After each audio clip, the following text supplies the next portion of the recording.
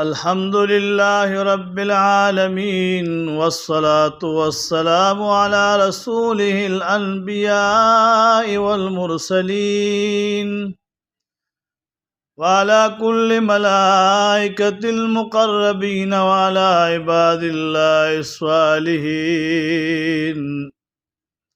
أما بعد فأعوذ بالله من الشيطان الرجيم. بسم الله الرحمن الرحيم. إن الله وملائكته يصلون على النبي يا أيها الذين آمنوا صلوا عليه وسلموا تسليما. اللهم صل على سيدنا مولانا محمد وبارك وسلم عليه. مولاي صل وسلم دائما أبدا على حبيبك خير الخلق كلهم. د شعبان المعظم د عظیم او قدرمند میاشت مبارک د شب برات د شپې مبارک فضیلت او برکت دا دویم درس شروع دی. په دې دویم درس کې د شب برات د شپې مبارک فضایل او برکت. شب برات ته الله تبارک وتعالى قرآن عظیم کې لیلۃ مبارکه ویل ده. دا شپه ده مبارکه. لیلۃ الرحمت وتویل شي دا رحمتونو شپه ده. ام المؤمنین بی بی عائشہ صدیقہ رضی اللہ تعالی عنہا مبارک نے روایت دے کہ سردار دو عالم صلی اللہ علیہ وسلم مبارک فرمائلی دی کہ اللہ تبارک و تعالی د شب برات پشپ باندے د ثابت کال دراتلون کی کال احکام چکم دین نافذ کوي. د هر انسان د زنانا نارینا د معصوم د ځوان نوجوان کافر د کو مسلمان د هغه رجسٹر تیاریږي او په هغه کې دالی کې چیرې د کوم انسان مرګ په دغه کال کې وي نو داغه مرګ لیکي. کم معصوم دنیا ته په دغه کال کې راځي داغه پیدایش لیکي. تقسیم د رزق فکی لیکي. خوشحالی او غم ورکی لیکي. حادثات آفات بلیات ورکی لیکي. چې کوم انسان په دغه شپه باندې شب بیداریو کې نیوي خوي الله تبارک و تعالی ته ولاړ په قیام باندې په سجده باندې پروت وي په رکوع باندې په سجده باندې پروت وي نوافل کوي ذکر کوي تسبیحات کوي ذکر اذکار کوي او دې سوال کې چې یا الله که زما د پاره مرګ لیکل کیږي او په دې کال کې مال مرګ راځي ناغره دعا کې چې یا الله زما مرګ د ایمان کې نه الله به د ایمان مرګ ولوري کی. که د اولاد پیدایش کیږي او هغه د هغه اولاد د دیندارۍ سوال کې چې الله زما اولاد دیندار پیدا کې صالح پیدا کې الله تبارک وتعالى و صالح او دیندار اولاد ورکی. که تقسیم د رزق کیږي او دی وی چې یا الله زما رزق فراخه کې د رزق د تنگ دستین او د نقصان نه مې وساتي رزق به فراخ وي.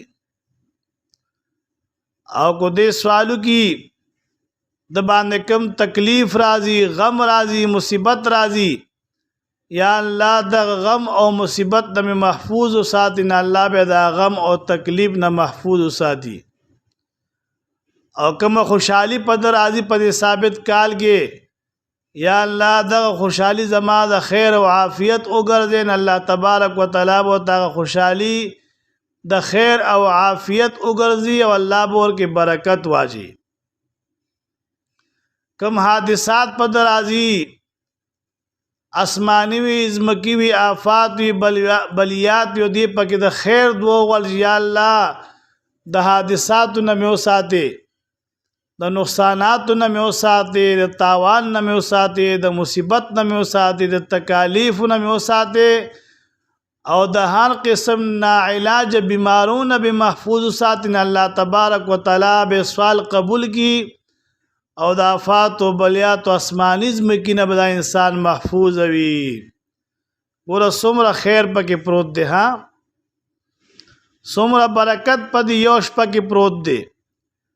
تفسیر ساویلی کی یو کتاب دی چې حضور پاک صلی الله علیه وسلم فرمایي چې څوک د شب برات په شپه باندې 100 رکعات نفل منځو کې 100 او په یو رکعت کې یو ځل د سورۃ اخلاص تلاوت کې 2 رکعات نیت تړي او 4 رکعات نفل نیت تړي او 100 رکعات نفل منځو کې او کله دې د 100 رکعات نفل نه فارغ شي نه الله تبارک وتعالى 100 د رحمت فرشتي پیدا کی. آغا 100 د رحمت فرشتے په هغه کې 10 یعنی 30 فرشتے د پاره د الله تبارک وتعالی نه د جنت سوال کې چې یا الله دا انسان جنتی کی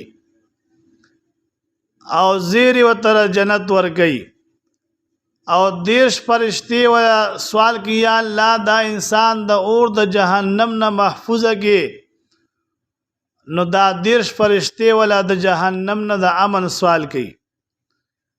10 فرشتے ولا 30 فرشتے ولا چې په د باندې کوم مصیبت او تکلیف راځي د هغې نه د نجات د پاره سوال کوي چې یا الله دا هغه انسان چې دا 100 رکعات نفل منځ یو کو د آفات او بلیات او آسماني ځمکې نه وساتې، او 10 فرشتے والا د شیطان د مکر او د فریب نه ولا د امن سوال کوي، او دغه 10 فرشتے چې شیطان په د باندې حمله کوي د ډال په شکل وته د 10 فرشتے ولاړ وي ثابت کال، او شیطان د پنجنه محفوظ کوي.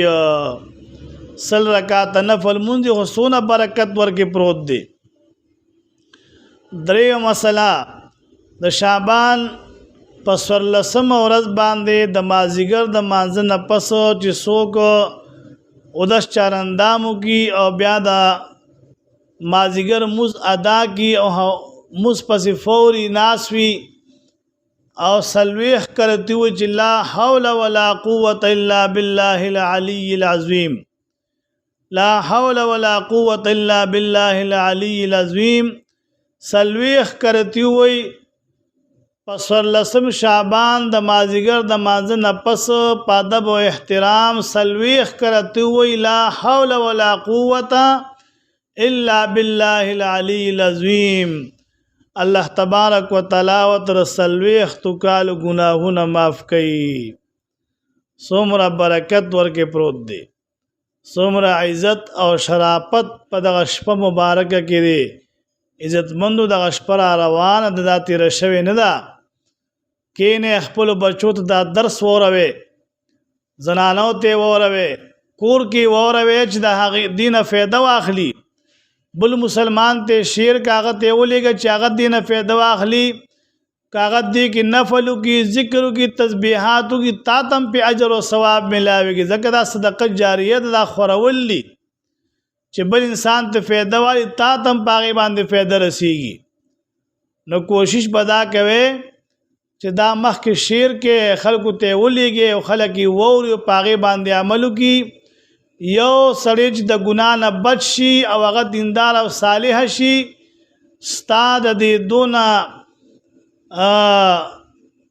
دا چې تا دا شعر کړی دی او خلکو ته د لېږلی دی، نو د دې د برکت هغه ته الله هدایت ورکړو او هغه نیک شو، صالح شو، دیندار شو، عبادت گزار شو، د آفات او نقصاناتو نه بچ شو، نو تا تم په الله تبارک وتعالی اجر او برکت درکړي. دا رسول خورول یو بل ته لیږل دا پکار دی چې یو بل ته ولیږلی شي چې بل مسلمان ته نه هم پیداوالي. الله دې مونږ ټول دیندار کړي، الله دې مونږ د شب برات د شپې مبارک فضایل نصیب کړي، برکت نصیب کړي. اللهم صل علی محمد وبارک وسلم علیه.